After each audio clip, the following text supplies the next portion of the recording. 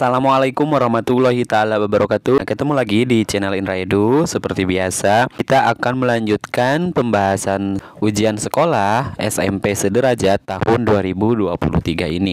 Nah, seperti biasa, sebelum kita lanjut, mari subscribe terlebih dahulu, like, komen, dan boleh share kepada teman-temannya supaya kita semua bisa menebar manfaat yang lebih banyak lagi. Kita lanjutkan pada soal nomor 21 ya. Ini adalah video part 3 dari video sebelumnya. Oke.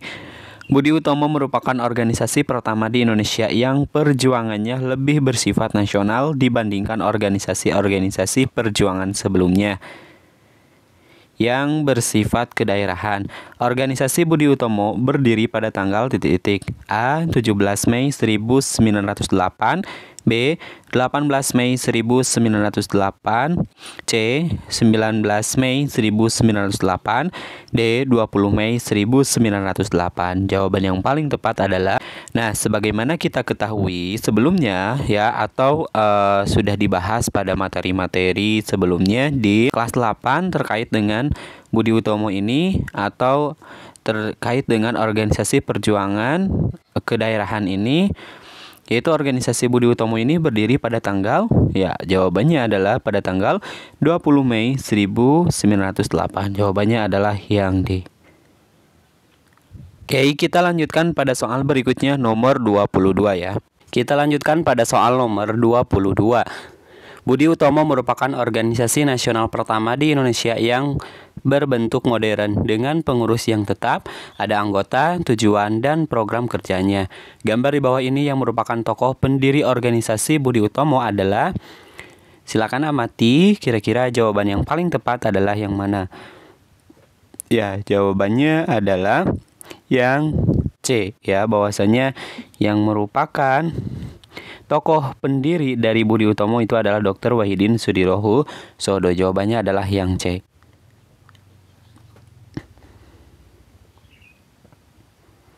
Soal berikutnya nomor 23. Perhatikan tabel berikut ini. Nomor 1, nama tokoh Dr. Wahidin Sudirohusodo. Perannya adalah pencetus organisasi Budi Utomo. Yang kedua adalah Dr. Sutomo sebagai ketua organisasi Budi Utomo. Yang ketiga adalah Daus Dekker, ketua organisasi Serikat Dagang Islam. Yang keempat adalah Haji Samanhudi, yaitu Indris Patrit perannya. Yang kelima adalah Suwardi Suryaningrat, yaitu sebagai pencetus organisasi Budi Utomo. Kesesuaian nama tokoh dan peranannya pada masa kebangkitan nasional berdasarkan tabel di atas yang benar ditentukan oleh nomor titik A 1 dan 2, B 1 dan 4, C 2 dan 5, D 3 dan 4. Jawaban yang paling tepat adalah, ya, jawaban yang tepat adalah Dr. Wahidin Sudirohusodo sebagai pencetus Budi Utomo dan Dr. Sutomo adalah sebagai ketua organisasi Budi Utomo. Jawabannya adalah 1 dan jawabannya adalah yang A. Oke, kita lanjutkan pada soal berikutnya nomor 24 ya. Perhatikan data berikut ini. 1. Cinta bangsa dan tanah air. 2. Persatuan. 3. Sikap chauvinisme. Yang keempat adalah sikap rela berkorban. Yang kelima adalah mengutamakan kepentingan bangsa. Yang keenam adalah radikalisme. Semangat dan komitmen yang terkandung dalam Sumpah Pemuda berdasarkan data di atas harus dimiliki oleh pemuda ditentukan oleh nomor titik-titik A 1, 2, 3, dan 4, B 1, 2, 4, dan 5, C 2, 3, 4, dan 5, D 3, 4, 5, dan 6. Jadi kira-kira semangat dan komitmen yang terkandung dalam Sumpah Pemuda berdasarkan data di atas itu yang harus dimiliki oleh seorang pemuda ditentukan oleh nomor. Jawaban yang tepat adalah cinta bangsa dan tanah air tentunya, terus juga persatuan gitu ya, terus juga sikap rela berkorban, terus juga mengutamakan kepentingan bangsa. Jawaban yang paling tepat adalah 1, 2, 4, dan 5. Jawabannya adalah yang B 1, 2, 4, dan 5. Kita lanjutkan pada soal berikutnya nomor 25 ya. Sumpah Pemuda merupakan sumpah atau janji yang telah diikrarkan oleh para pemuda di bumi pertiwi ini. Sebagai putra-putri Indonesia harus mengakui atas tanah air, bangsa, dan bahasanya. Dalam Sumpah Pemuda, pemuda bersumpah bahwa Indonesia adalah tanah air tumpah darahnya, serta bahasa Indonesia merupakan bahasa yang mempersatukan seluruh tanah airnya. Sumpah Pemuda menjadi sangat penting dalam sejarah bangsa Indonesia karena telah menjadi penegas arah bangsa Indonesia. Pernyataan di atas menunjukkan makna Sumpah Pemuda bagi bangsa Indonesia adalah: yang A. menunjukkan bahwa pemuda Indonesia adalah hebat dan bermartabat. B. Berdirinya organisasi kepemudaan di seluruh dunia. C. Pelopor kemerdekaan Indonesia. D. Agar pemuda Indonesia bisa dikenal di seluruh dunia. Jawaban yang paling tepat adalah tentunya bahwasanya pernyataan di atas itu menunjukkan makna Sumpah Pemuda. Sumpah Pemuda bagi bangsa Indonesia itu adalah menunjukkan bahwa pemuda Indonesia itu adalah hebat dan bermartabat. Jadi jawaban yang paling tepat adalah yang A. Soal berikutnya nomor 26. Perhatikan fakta sejarah berikut ini. Pada periode 1956 sampai 1965, demokrasi Pancasila atau demokrasi rakyat diarahkan seperti demokrasi terpimpin. Demokrasi bukan berada pada kekuasaan rakyat sehingga yang memimpin adalah nilai-nilai Pancasila tetapi berada pada kekuasaan pribadi Presiden Soekarno. Akibatnya Soekarno menjadi otoriter, diangkat menjadi presiden seumur hidup, dan menggabungkan paham nasionalis, agama, dan atau disebut juga dengan Nasakom, yang ternyata tidak cocok bagi Negara Kesatuan Republik Indonesia.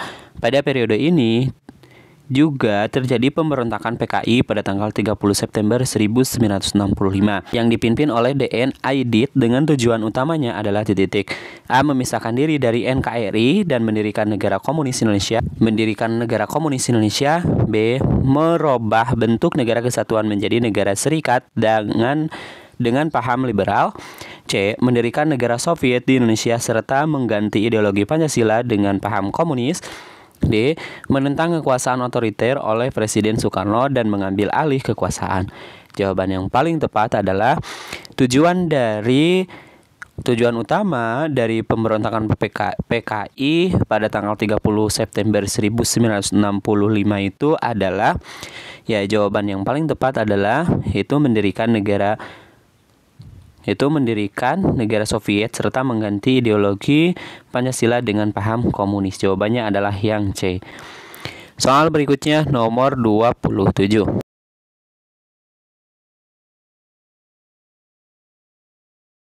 Tantangan dalam penerapan Pancasila pada masa reformasi saat ini adalah menurunnya rasa persatuan dan kesatuan di antara sesama warga negara. Sikap dan perilaku yang dapat menurunkan rasa persatuan dan kesatuan bangsa Indonesia adalah A. aktif dalam kegiatan organisasi partai politik untuk mengikuti pemilihan umum baik lokal maupun nasional. B. melakukan demonstrasi untuk mengkritisi kebijakan pemerintah yang tidak sesuai dengan aspirasi masyarakat. C. aktif menebar rasa kebencian dan perpecahan antar warga masyarakat Indonesia. D. terlibat dalam berbagai organisasi kepemudaan dalam mengekspresikan kemampuan diri. Jawaban yang tepat adalah yang C, Jadi aktif menebar rasa kebencian dan perpecahan antar warga masyarakat Indonesia. Soal berikutnya nomor 28. Perhatikan ciri-ciri ideologi berikut. Yang pertama, nilai dan cita-citanya digali dari kekayaan rohani, moral, dan budaya masyarakat itu sendiri. Yang kedua, dasarnya ditemukan dalam masyarakat itu sendiri dan dari konsensus masyarakat itu sendiri. Yang ketiga, milik dari semua rakyat dan masyarakat dapat menemukan dirinya di dalamnya. Yang keempat, dibenarkan dan dibutuhkan oleh seluruh warga masyarakat. Yang kelima, nilai-nilai dan cita-citanya diambil dan dipaksakan dari luar serta diciptakan oleh negara. Ciri-ciri ideologi terbuka ditunjukkan pada nomor titik-titik. A. 1, 2, 3, dan 4. B. 1, 2, 3, dan 5. C. 1, 3, 4, dan 5. D. 2, 3, 4, dan 5. Nah, di sini kan yang ditanyakan adalah ideologi terbuka. Nah, ideologi terbuka kira-kira ciri-cirinya itu ada di nomor berapa saja. Nah, yang pertama, nilai dan cita-citanya digali dari kekayaan rohani, moral, dan budaya masyarakat itu sendiri. Ini termasuk ke dalam salah satu ciri dari ideologi terbuka. Oke, yang pertama. Yang kedua, dasarnya ditemukan dalam masyarakat itu sendiri. Oke, ini ditemukan dalam masyarakat itu sendiri. Ini merupakan salah satu juga ciri dari ideologi terbuka. Yang ketiga, milik dari semua rakyat dan masyarakat. Oke, ini masuk. Yang keempat, dibenarkan dan dibutuhkan oleh masyarakat Indonesia. Atau yang keempat adalah dibenarkan dan dibutuhkan oleh seluruh warga masyarakat, ini juga termasuk. Jadi jawaban yang paling tepat adalah 1, 2, 3, dan 4. 1, 2, 3, dan 4. Jawabannya adalah yang A. Oke, kita lanjutkan pada soal berikutnya nomor 29 ya. Penerapan nilai-nilai Pancasila seharusnya kita budayakan dalam berbagai bidang kehidupan agar terciptanya budaya demokrasi yang baik. Penerapan nilai-nilai Pancasila, baik itu di bidang politik, bidang agama, maupun di bidang sosial budaya. Berikut ini yang merupakan perwujudan nilai-nilai Pancasila dalam bidang sosial budaya adalah titik-titik. A. Perekonomian nasional diselenggarakan berdasar atas demokrasi, ekonomi dengan prinsip kebersamaan, efisiensi, keadilan, berkelanjutan, berwawasan lingkungan, kemandirian, serta menjaga keseimbangan, kemajuan, dan kesatuan ekonomi nasional. Yang B. Hukum nasional dan peraturan perundang-undangan harus bersumber pada nilai-nilai Pancasila sebagai sumber dari segala sumber hukum dan tidak boleh bertentangan dengan nilai-nilai Pancasila. Yang C. Nilai-nilai sosial yang sudah ada. Yang C, nilai-nilai sosial yang sudah ada dalam masyarakat yang sesuai dengan Pancasila seperti kekeluargaan, musyawarah, serta gotong royong terus dipelihara dan diwariskan kepada generasi muda. Yang D, pembangunan dalam bidang pertahanan dan keamanan secara tegas dinyatakan dalam Undang-Undang Dasar Negara Republik Indonesia tahun 1945 pasal 27 ayat 3 yang menyatakan bahwa pembelaan negara merupakan hak dan kewajiban setiap warga negara.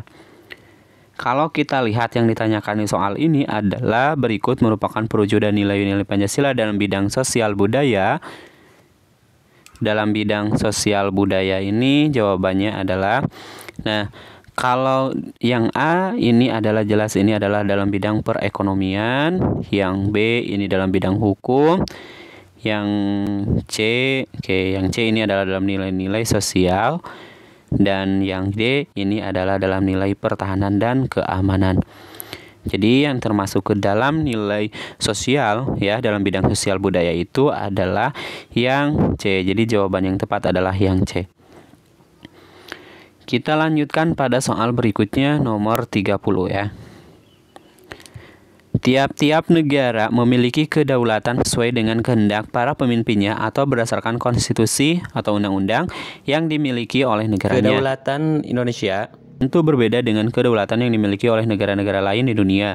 Teori kedaulatan yang dianut oleh negara Indonesia berdasarkan pasal 1 ayat 2 Undang-Undang Dasar Negara Republik Indonesia tahun 1945 adalah A. Negara, B. Tuhan, C. Raja, D. Rakyat. Jawabannya adalah jelas adalah rakyat atau kekuasaan tertinggi. Kekuasaan tertinggi itu berada di tangan rakyat. Nah, pengertian kedaulatan itu adalah kekuasaan, di mana kekuasaan tertinggi di negara kita itu dipegang oleh rakyat dan sesuai dengan pasal 1 ayat 2. Oke, jawabannya adalah yang D. Oke, untuk pertemuan kali ini kita dicukupkan sampai di sini terlebih dahulu. Insya Allah nanti kita lanjutkan pada video berikutnya. Kami akhiri. Assalamualaikum warahmatullahi taala wabarakatuh.